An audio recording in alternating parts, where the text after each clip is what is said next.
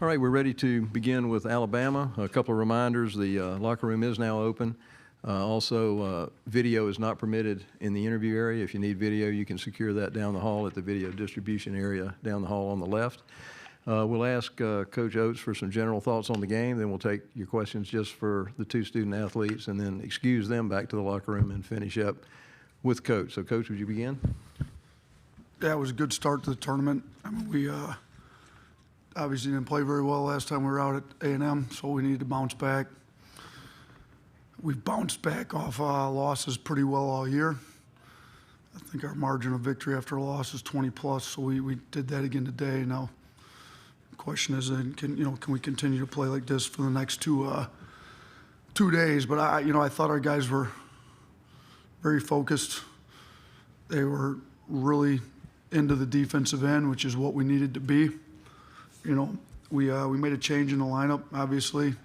Took our sixth man of the year in the SEC and put him in the starting lineup. I just thought we were struggling offensively, start games. We had, we get to the end of the 4-minute media timeout and have 2 points and 3 points. Today we started 13-6, so it made sense. And I think, I thought Jaden Bradley played well in his minutes too. So it wasn't necessarily a demotion to Jaden, because Jaden came to me last night and told me he thought I should start Javon. It's the kind of group we've got. Guys are willing to do whatever they need to do to help the team be better. So then me and JQ and Jaden Bradley sat down, had a discussion. I think it's better when Clowney's at the 5, Brandon's at the 4. There's more shooting on the floor. When Jaden's in, that way he can play to his strengths and get the ball downhill a little bit when there's a little bit more shooting with a stretch 5 in there. So that's why we decided to do that. Wasn't that we were displeased with Jaden or anything. I just thought it made sense, and it worked well today. So I thought our guys did a good job opening the game. I thought we did a good job closing the half. I think over the final 12 minutes of the first half, they were 3 for 19. We went into the half great. Start of the second half wasn't as good. I thought Tolu Smith got off a little bit, and then we just hung around 20. I was hoping not to play the starters a ton there after the first 4 minutes of the second half. We had to bring them in, and they did a good job opening it back up, the back-to-back threes. Clowney was able to hit the one. Now, I'll say this too. Noah Gurley's a guy that, as a senior, we've talked about his leadership all year, and I think you see it. For a guy to have some DNPs late in the year, for a fifth-year senior that was a big contributor, started a lot of games last year, to come in and have himself mentally ready to go. This is a team that plays big. Cam Matthews is more traditional 4-man. So, we decided to go bigger with Gurley at the 4 more often. Stepped up, went 3 or 4 from 3. He's had great practices. He was ready to go. I think he embodies our team, to be honest with you. Like, unbelievable culture of guys just caring about their teammates. He's continued to lead, never pouted. And we needed him today. We struggled. Some of our guys that our second leading scorer, Mark Sears, struggled to shoot the ball today. I don't expect that shooting the next 2 days, but we needed somebody to step up. We had a season-high 20 assists, which is the second most ever in the SEC tournament for Alabama basketball. So our guys are unselfish. They move the ball. They care about each other. We only had 7 turnovers, so I thought our guards did a great job taking care of the ball. And then lastly, it was Charles' birthday today. Our guys are great. They gave him a big, huge birthday celebration at breakfast this morning, sang to him. He had 5 birthday blocks. I thought he controlled the paint pretty well. So told him he won the hard hat for all the blue-collar points. So a lot of guys stepped up and contributed, but proud of our team. We got 1 down. We're going to take them 1 at a time. We've been here in Nashville before. It's a fun tournament. We're going to have whoever we end up playing. It's going to be a tough game tomorrow. All right, if you raise your hand, and for either of the student athletes that started on the left side on front row. Yeah, Coach just mentioned it, Charles' birthday today. How happy were you guys for him to see him get 11, 6, and 5 blocks today? Was that for both players? Yes. Which player? Brandon? I feel like as a team, we're just happy for him. He turned 21. I feel like my vocals were the best out of the group with singing, which, I'm not going to get into that. But no, I think we're all happy for him. Very happy for him. That's my guy right there, Big Chuck. All right, let's come to the front row here in the middle. Brandon, given your involvement on some level in a fatal shooting, how do you reconcile not missing any playing time after that occurred? respectfully, I'm not going to be able to say on that. I'm not asking about the incident. I'm asking about playing past that. Well, man, just really lean on my teammates, really. Raise your hand. Other questions? I think we have one on the end, front row here. Yeah, Brandon, NJQ, turnovers were so low. I think one of the lowest of the season at 7, and that's been a problem recently. How did you guys limit that, or what were kind of the points of emphasis this week? Javon, would you take that first? I had 3 today. I got to be better on my part with the turnovers, but it was good to have single-digit turnovers in this game. I think that that really had our offense flowing. Was that same for both players? Yeah. Okay. I feel like us limiting turnovers is just another way to win games. That's when our offense is not working or if we're not getting stops. So I feel like that's just another way to win a game. I think we had a question right here in the center on the front row. This is for Javon. In the last month or so, it looks like you've got a step of quickness back. I know it was a long process coming back from the knee. When did you really start feeling like yourself? You really look like the JQ of 2 years ago. I think it was just a mindset change. Earlier in the year, I was kind of in my head. It was, it was a long journey coming back, and this last month or so, I've kind of been out there playing, trying to forget about the injury. Like I'm just hooping, and I think it's starting to show. Okay, question in the middle, center aisle. Brandon, Darius and Michael Davis were both indicted today on capital murder charges. Just want to know what your thoughts are on that. Again, I'm not going to be able to say on that. Raise your hand if you have other questions. Okay, let's go to the far back. I see one in the way back, and then we'll work our way back up. Just for Javon, when Coach was talking about Jaden coming to him and saying you should be in the starting lineup, what does that mean to you, and how have you seen him kind of mature to come to that decision?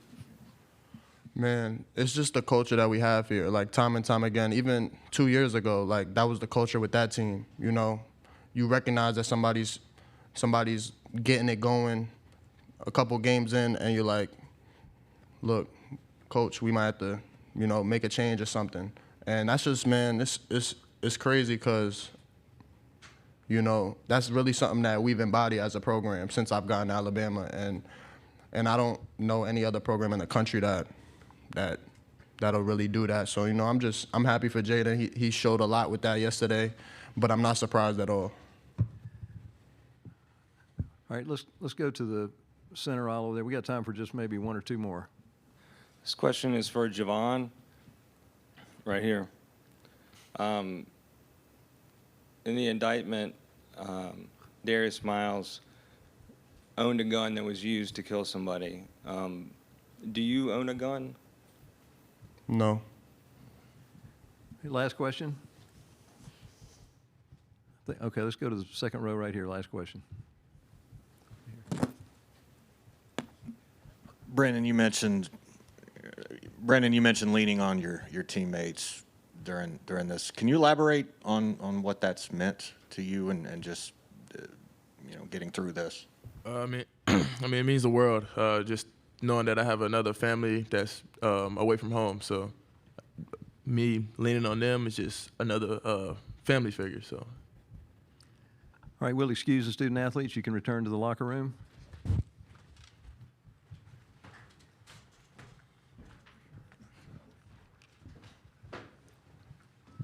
All right, we're ready to continue on with Coach Oats. If you have a question, we'll get a microphone to you. Let's go ahead and start in the center aisle right here. Coach, could you further expand on Noah Gurley and Charles? Of course, the birthday boy, he played, did a great job protecting the rim, but Noah being ready to go, I thought was a key to the run at the end of the first half to kind of give you the lead where you put the game away pretty much. Yeah, I'm really happy for Noah. He's been practicing great. He's been leading even when he didn't play. And I'm just couldn't be happier for him. He steps up. He goes 3 or 4 from 3. This is a guy that even though he hasn't played as much as he would have liked. And, and me and him have talked. I mean, he understands it. He plays the 4. Clowney starts at the 4. Probably going to be a first-round pick. Brandon Miller gets bumped down to the 4. It's going to be a lottery pick. He's playing behind 2 really talented guys, but he's just stayed with it, led the team as a leader, stayed in the gym, worked his tail off. I mean, I was in the training room 2 days ago. He came in full out sweat, probably 3-4 hours after practice was over. I said, what have you been doing? I mean, he was drenched. So he just got done with a shooting workout. So there's a kid that never dropped his head because he wasn't playing, never pouted. He's a high character kid. All of our kids are pretty high character kids, but he's at the top, and I'm really happy for him. Charles, it's great. He had a good game on his birthday. I kind of got on him there in the first 4 minutes of the second half. I thought he kind of let Tolu get going. I thought he did a great job in the first half, but when he came back in, he had some blocks, kind of sealed the game. Not sure what they cut it to, maybe 14, I think, if I remember right. And then we kind of inserted some of those starters back in. Charles had some blocks. We made a couple threes, opened it back up to 20, and, guys all gave Charles a lot of love in the locker room, and we gave him a hard hat because it's his birthday. So happy birthday to Chuck. You have a question let's go on the end on the front here. Yeah, Nate, 2 if I can. 1, I mean, that's a team that I think was 23rd in turnover percentage on defense, and you guys only had 7. What do you think was key there? And the second question, how important was it that this first game in the postseason, you guys kind of changed the trends that had been happening the past few games? Oh, it's big. And we've been talking about getting better starts. I sat down in the hotel room with our starting group before the A&M game, talked about what we need to do, and that's why I was so moved, pleased with Jaden Bradley. He came to me and said, Coach, I think Javon Quinterly should start. I've talked to him about different lineups that maybe fit him a little better. So it's just such an unselfish group.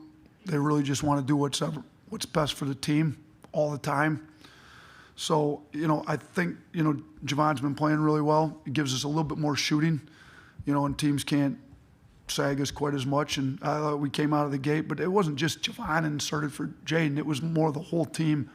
We got to get stops. We got to run off our stops, and only having 7 turnovers is big because even when you don't shoot it particularly well, we didn't shoot it bad. 35% is not bad, but that was bolstered by Noah Gurley's 3 of 4, Dom Welch's 1 of 1.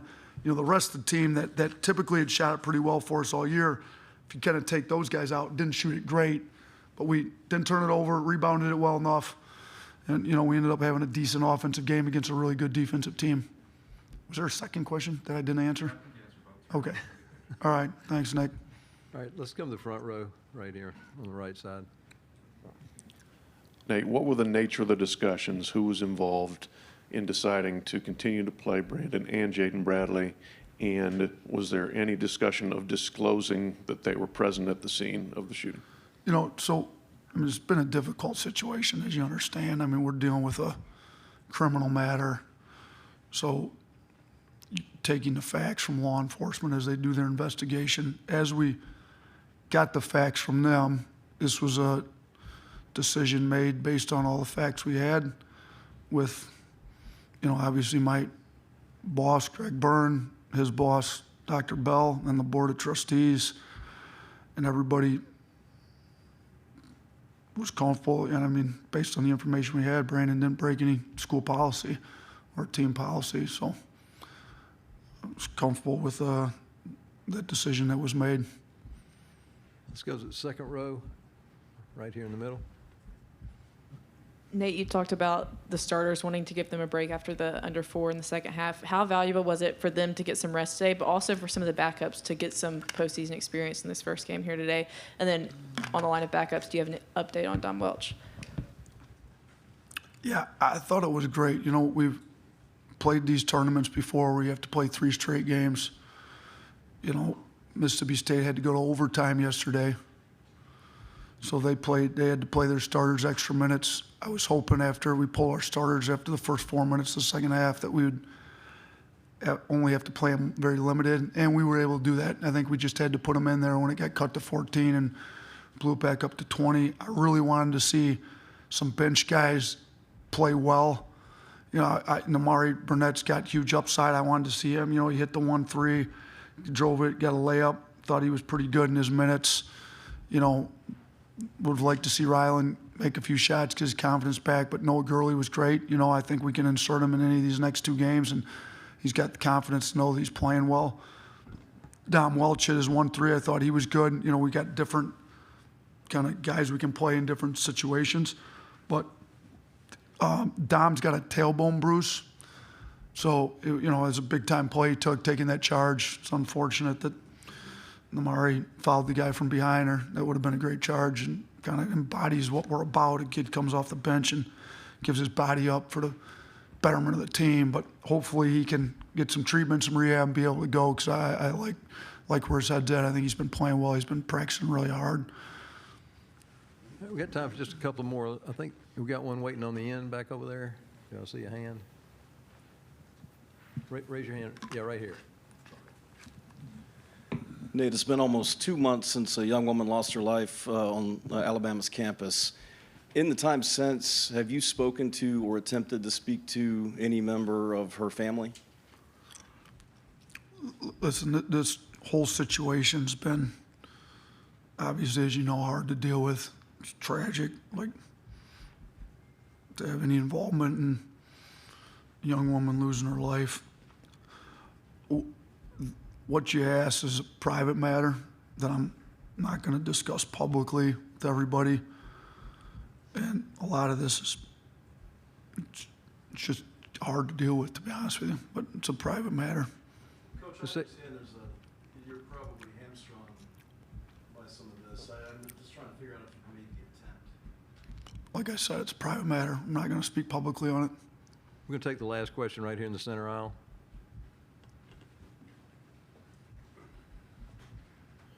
Coach, in regards to Brandon and Jaden, you just spoke about school policy, team policy when it comes to the situation that went on.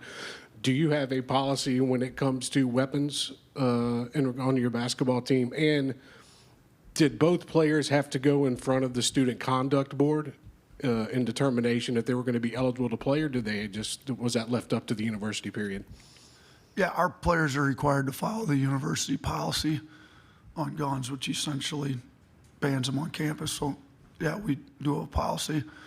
And then with that other stuff, I mean, obviously this is an ongoing investigation. There's a lot of stuff that's happened that's not privy to public knowledge, and I'm just not able to speak on everything. All right. Thank you. Excuse me. We're done. We got to get Mississippi State up. Thank you. All right, thanks.